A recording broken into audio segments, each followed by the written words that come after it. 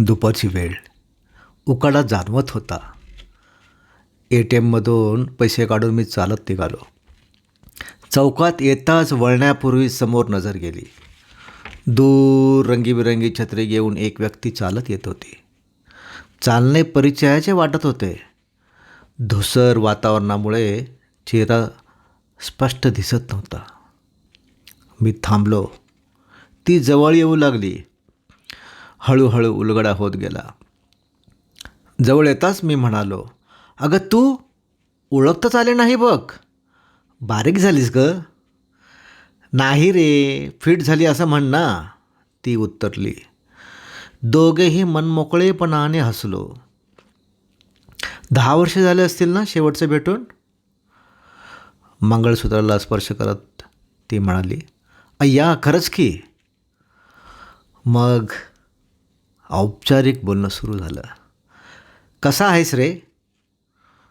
वातावरणातील गारवा वाढला. अधूनमधून पडणाऱ्या थेंबाची संख्या वाढली. "अरे तू भिजशील रे." आवाजात एक काळजी होती. स्वरामध्ये एक आपुलकी होती.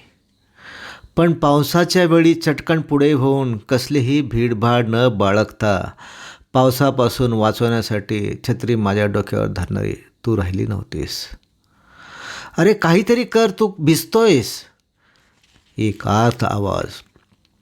आवाजात असलेला आपलेपणा देहबोलीत दिसत नव्हता.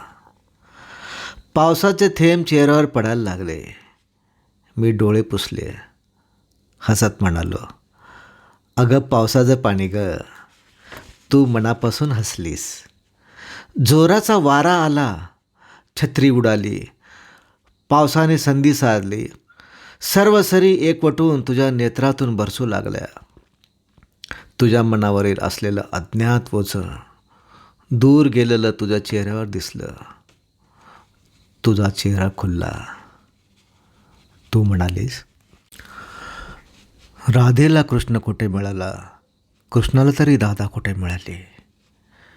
राधेला कृष्ण कुठे मिळाला, कृष्णाला तरी राधा कुठे मिळाली. कृष्णाचं नाव घेण्याआधी मुखी राधा सर्वप्रथम येतेस ना. राधेशिवाय कृष्णाला आणि कृष्णाशिवाय राधेला पूर्णत्व येतच नाही.